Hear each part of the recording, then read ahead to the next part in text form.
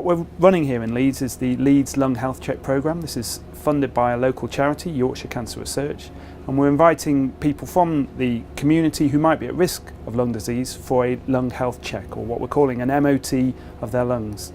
So one of the key aims of the NHS long-term plan is to improve cancer survival, and there are ambitious targets for diagnosing more patients at stage 1 and 2 cancer than the more advanced stages 3 and 4, when survival is much less good. This programme of lung health checks is one of the first major projects rolled out as part of the NHS long-term plan, so it's very exciting, and hopefully there'll be many patients picked up with early stage cancer whose lives will be transformed as a result of this. Certain people between 55 and 75 who smoke or used to smoke are invited up to these mobile units for a health check.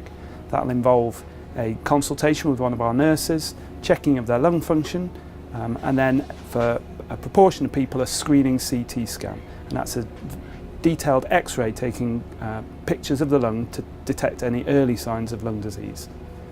One of the things we're particularly looking for on the CT scan is early signs of lung cancer. What we know in the UK is that lung cancer, unfortunately, is one of our biggest cancer killers, and that's because most patients with lung cancer present with advanced disease when treatments are less effective, and unfortunately survival is not good. So of 10 people diagnosed with lung cancer at the moment in the UK, only one of those will be alive 10 years later. But we know that when cancer is diagnosed through screening, the survival is much better. That's because the disease is early, there are more treatment options available which can cure the cancer, and so of 10 people diagnosed with lung cancer through screening, 8 of them are alive 10 years later. One of the other things we are looking for as part of the lung health check is checking people's lung function, and we know that people who smoke or used to smoke are at risk of other lung diseases as well, in particular chronic obstructive pulmonary disease, or what's previously been called emphysema or chronic bronchitis.